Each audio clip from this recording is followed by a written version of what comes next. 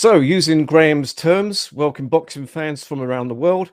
Welcome to the show with Graham and Kristian, but by myself with no Graham. You never know, he may pop up later on. This is going to be back, I can only assume, from yesterday, where he had to do it by himself, with myself having technical problems coming in. Today, we're going to be talking about Anthony Joshua. How good was he? And a question which Graham put to me: will he be around in 5 years' time? Bear in mind, Anthony Joshua is 32 now. At 37, he won't be considered old for a heavyweight, so that is a possibility. But first, I want to break down Joshua's career. Obviously, coming over from an amateur as a gold medalist. I'm going to sound quite harsh against Joshua. Love him as a guy. He is a good fighter. I'm not a hater, but I'm just being completely honest with how I see everything. In the Olympics, you won't say he was gifted the gold medal, but some of the Olympics are easier to get to, and some of the Olympics are easier to gain a gold medal.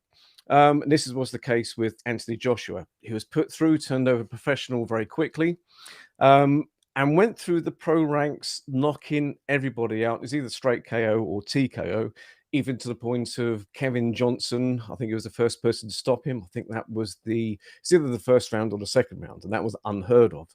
So at that point, he was 100% KO ratio, knocking over the usual journeyman, gatekeepers. He went through the first proper test was against Dillian White, which he won by KO, which was a very great fight. Bear in mind at the time that Dillian White was unbeaten. Then at a very, how could we put it, young part of his career, this is what was considered at the time, he took on the IBF heavyweight champion who was making his first defense, which was Charles Martin. But Charles Martin gained the heavyweight championship by very strange circumstances. Now, he was fighting his opponent, I think landed strange on his leg. He mucked it up. I think it was a knee injury. And as such, by default, he won the IBF World Championship. So the first defense was made against Joshua, which he clearly won by KO. It was KO because he was counted out, which was in the second round. Now, next up, seemingly a very hard test, which was the first defense, I do believe. Was it the first defense against Klitschko? I'm just going to mention the key points. Excuse me if I get the order wrong, but he did face Klitschko, which he won by KO in the 11th round, if I remember right. Now, on the paper of it, a very good win. But the thing was that Klitschko was 42. He had been inactive, I think, approximately for 2 years. And the last bout was a loss, which was the points decision loss when he lost all the titles to Tyson Fury. So, on the surface of it, yes, it was a good win. But when you delve deeper into it, and this is what we could be doing today, we're going to be delving through a lot of the opponents in the situation. And we're going to put in place properly where he stands historically. And, of course, how good is he against the current people in the division now, having just been beaten by Alexander Usyk. With this, he then made a further defense, or it was a unification, obviously, with Joseph Parker, who again was unbeaten. Now, on the surface of it, Parker was regarded as a bit of a puncher. He beat him by points. But the thing is that Parker, a lot of people rated him. But when you delved into Parker's resume, his top win was against Andy Ruiz Jr. Andy Ruiz Jr. was unbeaten at the time. And he beat him by, if I remember right, it was a majority decision. So that was the best win. Now, Andy Ruiz Jr., as much as he is one of the higher rated heavyweights at the moment, and obviously beat Joshua, he won all the championships, lost it. More recently, I think he's been put in his place with the very tough bout he had with Chris Arreola Jr. Sorry, Chris Arreola with Ruiz Jr. winning that bout. So with that in mind, the Parker win wasn't that great a win, because since then, Parker has been a little bit lackluster in some of his wins. He had a very close fight with an over-the-hill Derek Chisora, which is about to be rematched very soon. So on the surface of it, again, Parker wasn't a great opponent where you would garner absolute complete praise for that victory. Since then, there has been no great fighters on his resume. Now, I'm probably going to get shot a million times for this one. You had Povetkin. Povetkin at the time, I think, was late 30s. He probably around the 37, 38 mark. He was in decline. He'd just before or just after, I think he'd had a close fight with Huey Fury. No, nothing bad with that, but he had a draw with Michael Hunter. This was at the tail end of his career. And bearing in mind that Povetkin did put Joshua in trouble a couple of times early on in the bout before Joshua had a later stoppage victory. Again, but what I'm trying to get at here is that the fighters which he fought and beat, they weren't people in their prime. They were not top tier fighters. And I believe this is why he lost to, obviously, Usyk, because he was a fighter, okay, 34, but he was in his prime. He was not in decline. And this is the key thing. There is not one fighter, and I can, I've got some questions coming in a second. I think that, it's a resume which, on the surface of it, what I'm trying to get at with this is that on the surface of it was very flattering.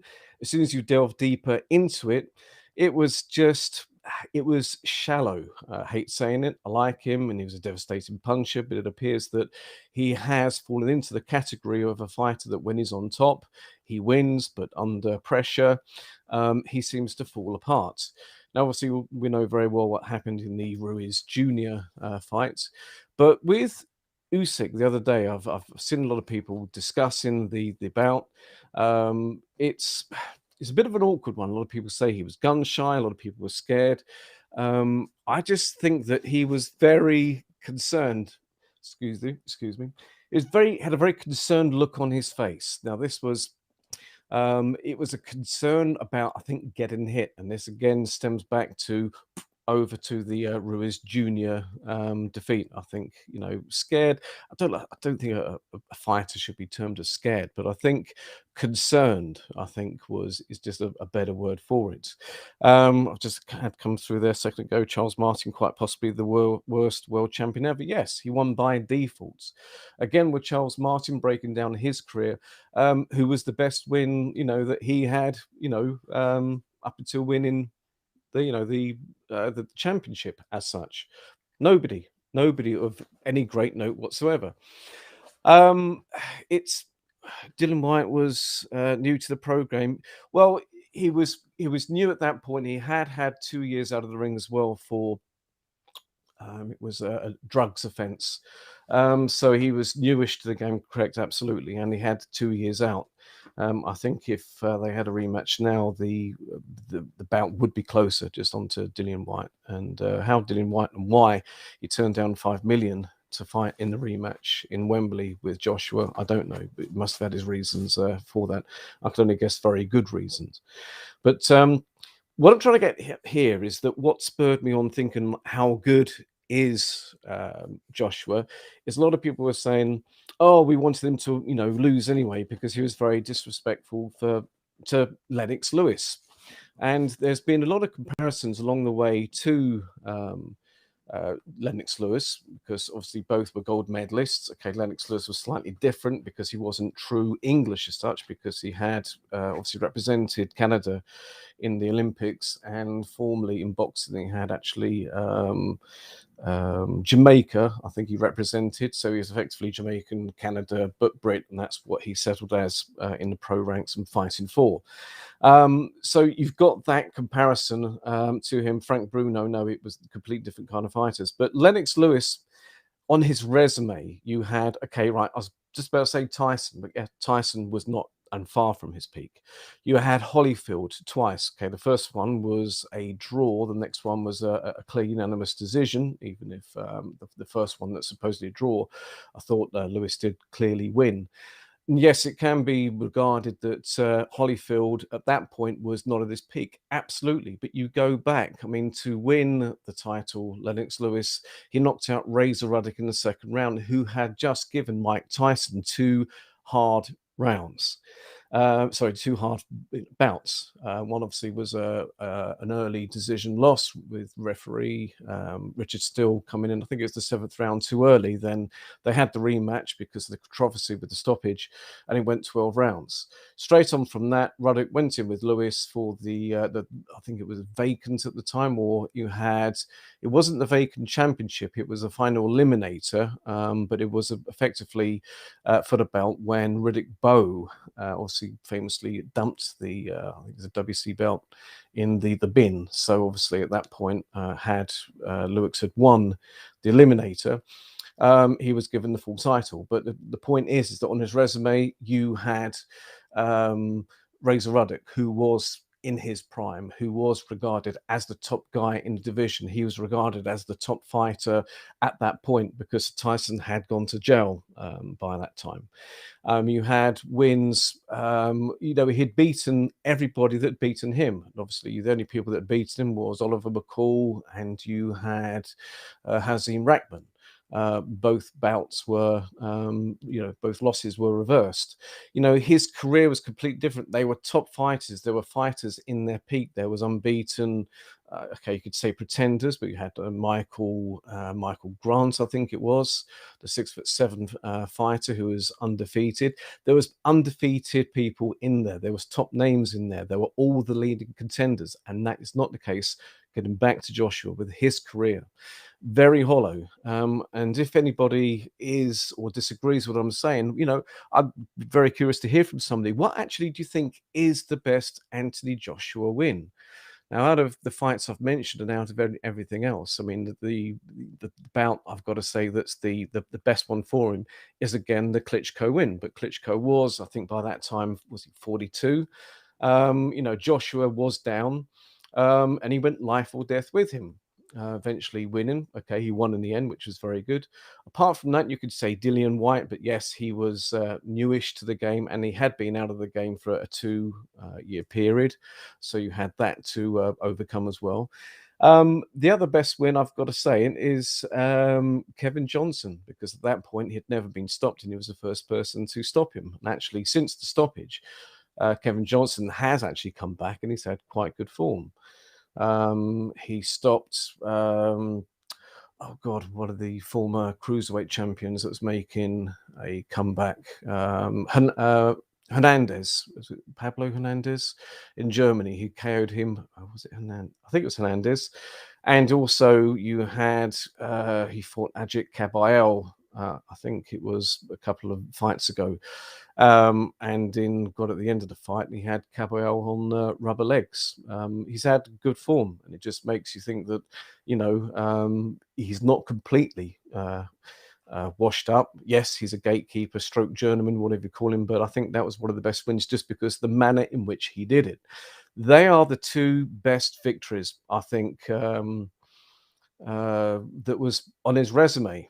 With that in mind, that is it. He's got to carry on. He's got to beat someone of note. He's got to beat somebody at the top of the game to get some kind of recognition. And this is something that I think Anthony Joshua is going to be after now. Joshua, I think, is 32. And the question which Graham gave me was, is he going to be around in 5 years' time? The answer is going to be, I think, yes, because of as much as that he's got probably about, as somebody mentioned, 300 odd million in the bank as such, or the rest of it. He fights, and he hasn't needed a fight, or certainly needed with his sponsorship and everything else. He doesn't need to fight anymore. He's making a lot of money, but he is about legacy. I do believe that is genuine with him.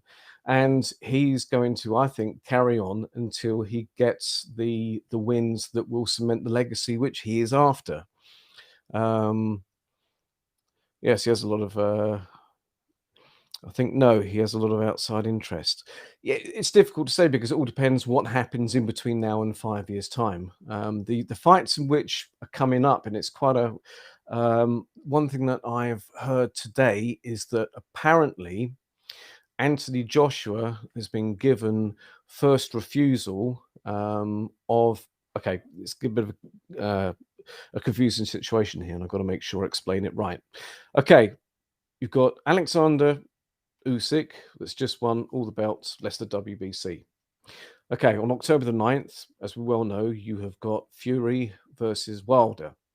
Now, if Fury beats Wilder, there has been an offer already for, and I don't know what Dillian White's going to say about this, because it's then obviously the problem's going to be with mandatories with the WBC, but I don't know if it's the case of paying step aside money to keep, even if I don't think Dillian White will actually accept step aside money, but an offer has been made that if Fury wins, for Fury to face Usyk, and Joshua guaranteed the winner for all the belts, regardless of who wins, whether it be Usyk or Fury. That is if Fury beats Wilder. Now that has come out today, which is an interesting situation, because if Fury wins, or actually if Wilder wins, it should be Dillian White that's fighting, and I don't think he's going to accept step aside money. He wants the championship belt. But that is what's being offered today. If that doesn't work, I think Joshua is going to go for, as they're saying, for the Usyk rematch, which is going to happen roughly in, what do they said, April, May time, which sounds, I think, the feasible way. I think he will take it because he believes he can beat him. That offer that's been made, I think it was by Bob Arum, with what I said earlier, it's not going to happen. Good point. So what does AJ do? Sit around? Why doesn't he fight White? Very good point. Now, there wasn't any mention with what I've read today. There wasn't any mention of that, but that's something which, very good point, and maybe would be actually brought into the equation, because then that would, you get the rematch between the two. It'd be a high profile fight. Both would think they can win. It'd be a lot of money in it, and obviously the winner then to have a fight at all the belts. Now that wasn't mentioned. It was just mentioned that, and this is the words I'm recalling, nearly as good as, so nearly on quote, Joshua was guaranteed to fight the winner. Now that's not facing White, but that should be the case. But interesting situation, because I didn't see that coming, because there's been talk about also with because people have been throwing everything into the equation, about Joshua fighting the winner of Wilder and Fury, which again it's not going to happen because of the WBC mandatory in White. Plus the other thing is why I don't think Eddie Hearn would push that as well, because with Eddie Hearn having control as such of Dillian White, then that's it's going to be bypassing one of his fighters. So it's a bit of a funny one. It's all a bit of a mess, and the whole point of everybody fighting at the top. Bear in mind, you've got Joe Joyce lurking, who was the WBO ranked #2, who now has, obviously with Usyk winning, he's going to be in the next ratings. He'll be elevated to WBO #1. But the key thing is he was guaranteed as the next mandatory. He's going to have something to say about wanting to fight the titles next, which would be a good one with Usyk because they have history in the WSB. But the problem with that is that, assuming that Usyk was the, God, this is so confusing, where Usyk was the mandatory, he should be allowed a voluntary after that. So I think Joe Joyce pressing that with the WBO at that point will be ignored. Excuse me, I want to just occupy my dog. So yes, excuse me with a bit of the ins and outs and everything else with the situation, how it is at the top. And yes, I have gone off point, but it's going back to the point with how good is he? Until he, I think, overcomes adversity in a fight, until he's put, under pressure and come through that against a top fighter, or, and this sounds quite cruel with me saying it, somebody that at least is in their peak, whether it be one of the younger guns which are coming through. For me, he's not going to be at all, regardless of how many wins he's got, how many defenses he made of the heavyweight title. He cannot be put anywhere near Lennox Lewis with comparisons, etc. Bruno, that's a bit of a different thing, but we can push that aside because we could start comparing lots of other fighters. Bruno, completely different. He only won one title and he lost it, obviously, in the Tyson rematch. But it's Lennox Lewis, which has been out there, which has been the big one he's been compared to. So let me just go to some of the comments at the moment. White Solid Matchroom is getting closer and closer to AJ due to AJ loss. Absolutely. Now, one thing at least, which is very handy or not handy, that you've got AJ, which signed forever with Eddie Hearn. So, you've always got to have um, the, how can I put it, the loyalty from Joshua. That's always going to be there. There's no issue there that's going to happen. Now, the problem is, and this is why could have something to do with White turning down. Now, I don't know the exact reason why White turned down the rematch for 5 million at Wembley, but it may have something to do with. It all depends who made the offer as well, because I cannot see Eddie Hearn doing that. I don't know if there was. I must look into it further. I cannot see Eddie Hearn putting a bout together, especially would have been for more than 5 million as well. Having another one of his fighters have a loss on their resume. In house, as such, the promoters don't like putting bouts in house because one of their fighters is going to lose. I can't see, unless there's something that it comes from what I mentioned earlier with the situation with the Bob Arum offer. I can't see that happening. I just cannot see White accepting step aside money. He wants that title. Again, money talks. And if Eddie Hearn goes for that, maybe that could be a possibility. Maybe at that point, Joshua with good point you brought up, because that would be more feasible, especially if there could be some compensation to White to take obviously the Joshua fight. Now he must obviously be wanted, or he must think that he's got a greater chance against him, because he's seen him just lose. He's been knocked out and outpointed. Yeah, it's interesting times. But back to point, because I very easily go off point. His resume does not at all rank with obviously Lennox Lewis. Now, ranking against other people, other champions that had some sort of run, Vladimir Klitschko, let's go to him. He wiped out in that 10-year second reign as world champion. He wiped out everybody. That was other champions in. God, who did you have? You had Povetkin, who was unbeaten at the time. You had, who was the WBO champion? I can't remember the chap's name, but who was unbeaten? Sultan Ibragimov. God, yeah, pronunciations are awful. He was unbeaten. Funny one, he never actually fought again. Retired straight after that. Anyway, he had unbeaten, the whole point of unbeaten champions in Ibragimov and, excuse the pronunciation, and Povetkin. You had all the leading contenders. You had the usual gatekeepers, journeyman's leading contenders, young unbeaten fighters in that 10-year second reign. Mike Tyson, going back obviously to when he won the title first in 1985. He unified everything, cleaned up the division. He had obviously beat Bone Crusher Smith. You had Tony Tucker.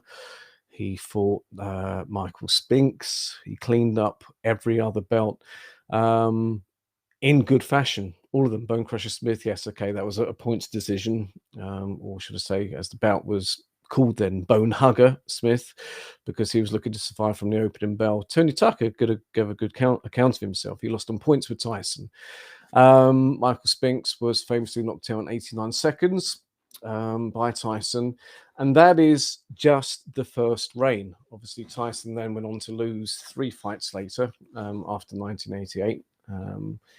And then, obviously that you had the loss to Buster Douglas, but then you had obviously the rape, you had prison, you had everything else. That you regained the title was 1996. You had the second reign defending against you had Bruno, Bruce Seldon, and then you run into Holyfield. Point is, he's 2-time. A lot of people argue that there was a hollowness to Tyson's title reign and some of the opponents, but it's the way he did it as well, which a lot of people can argue the case with Joshua. You can only beat what is ahead of you, and I do believe that Joshua hasn't ducked anybody. unless anybody can correct me with that. I don't think he's actually ducked anybody. Certainly in the recent fights that's happened. The only people we could have, he's had offers from some of the leading contenders coming up, but that was declined, not out of ducking them because he thinks he'll get beat, but obviously everybody was just gunning for the obviously AJ Fury fight, so everything was just pushed aside and completely food. Tyson, back to that, not as good as Lennox Lewis's resume, but again, it's still better than Anthony Joshua's. Klitschko's was very good, much better than Anthony Joshua's. These are just fighters, it's just one of these things on Joshua's resume that it can look good. Brazil, if I remember right, he was unbeaten, but Brazil was a former American football player. You had drummer boy Eric Molina knocked out early. Okay, he only had a couple of losses, but he came in because I think his big accolade was that he had fought Wilder for the title, gave him a bit of a hard time, but he got knocked out, if I remember right, in the third round by Joshua. But he was a school teacher. These are not people that are full-time fighters. Ex-football player. You've got a school teacher. Povetkin, who was old. You had Carlos Takam, good fighter, but came in last minute, and even he gave him trouble. I think it was stops, referee stoppage, and some people actually said it was unfair late on. He went life or death with him. He had picked up a nose injury earlier on. The resume is just not the same. So unfortunately, where people are saying he's great and was going to be the next Lennox Lewis, or is the next Lewis, or is as good as Lennox Lewis, full circle back to the original point, absolutely not. Was he good? Yes. Can he get better? I'm not sure. Is he going to win the title again? I don't think so. I think it's one of these situations where with some fighters, okay, yes, he's already regained it with Ruiz Jr., but Ruiz Jr. I think more than Joshua winning the rematch. I think that Ruiz Jr. just ate himself out of it. But he's regained it once. But a lot of fighters, once they lose the championship, it's like they get this run, they win the championship, they lose it, and they can never get that, I don't know what the best word is, momentum going again. They never reach that same height. It has happened with so many fighters. One is Joseph Parker. Okay, he only had a couple of title defenses, and yes, he only won it by majority decision against Ruiz Jr., and it was the one WBO belt. But that's somebody else, which is never going to regain a title. Even if it's not about just regaining the title, the form has not been just as good. For a while when he was unbeaten coming up through the rankings, Parker looked reasonable. Again, the people which he was fighting wasn't particularly good, but the manner in which he was dispatching some of them was very good as well. But since his defeat to Joshua, he hasn't looked the same. Excuse me a moment. I'm just going to bribe the dog to stop being, because while I'm talking, he's biting the hell out of my hand. Good girl. Okay, back on point. Yes, Parker, he's never going to get back the form that he once had. Okay, Ruiz Jr., he'll never be champ again, unfortunately. What's going to happen with this? I'm digressing a lot, but I'm just trying to think where Joshua fits in with how everything is going to go. I can't see Joshua win. I really, really can't. And I think someone's going to probably shoot me for this one. And I will say this now. I predict Wilder beating Fury in the third bout. Going off topic, but again, I think the reason why I'm mentioning it is I think Wilder's going to get it back. You're going to see Wilder versus, it's going to have to be, I think, but you will see it. I think you'll have Wilder versus White at that point. Who will win out of that one? Good bout, don't know. Flip a coin for that one. But Joshua, I think, will either go in with Usyk, and not the same result will happen, but as in not the manner in which he lost may change, but I think he will lose again to Usyk. And if Wilder, whoever wins, say if he goes in with Fury would definitely beat AJ. A lot of people were saying that before he'll outbox him. He definitely will outbox him, having seen him fight the other night and get outboxed by Usyk. And I actually think now that he will KO him. He's never, I think, whichever route he takes, it's going to lead in up until the point of him not winning the title. I can't see any change with that. Let me just have a look at some of the comments here. Younger Vlad would beat AJ that night. Vlad, after he'd gone in with Emmanuel Stewart when he went on the 10-year reign, yes, would have beaten him. The Vladimir, which lost to, God, his first loss was against Ross Purity. I think that was in 1998. That was by KO, where it wasn't the case of Ross Purity so much KOing him, but he outlasted him. Or the reckless Vlad that lost in 2 rounds to Corey Sanders. Rest in peace, Corey. That reckless fighter, I think AJ could have knocked out early, but as soon as he had that loss, and he then won the title back under the instruction from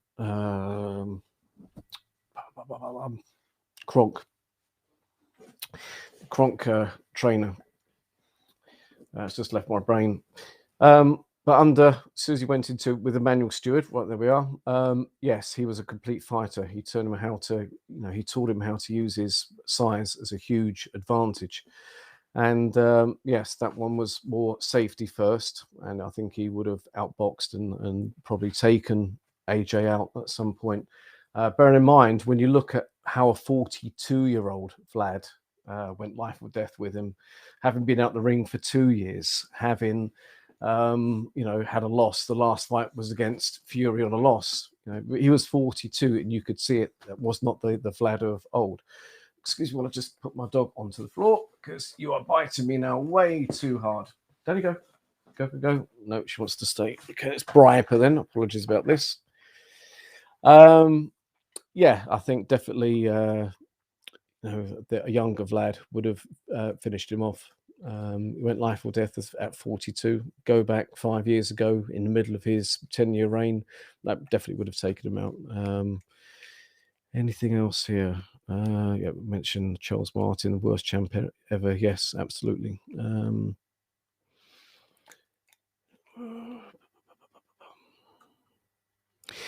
Yeah, just with Matchroom, I think a lot of the tension now, you're going to see Eddie Hearn will go over to Dillian White because of he sat there, mandatory WBC. You're going to see him very much. I mean, obviously you've got White. But saying that, before that can ever happen, White versus Otto Wallin. That's a good 50-50 fight. I give Wallin a very good chance in actually dethroning White. So with everything that I said earlier on, I could probably take it all back because of he might not even get through that. And I will say it, where a lot of people have been bashing White, with the foes that White had been facing, like an even older Povetkin, etc., all the rest of it. They even managed to knock him out to take on Otto Wallin, who's just got one loss against Fury. With Fury went life or death with him.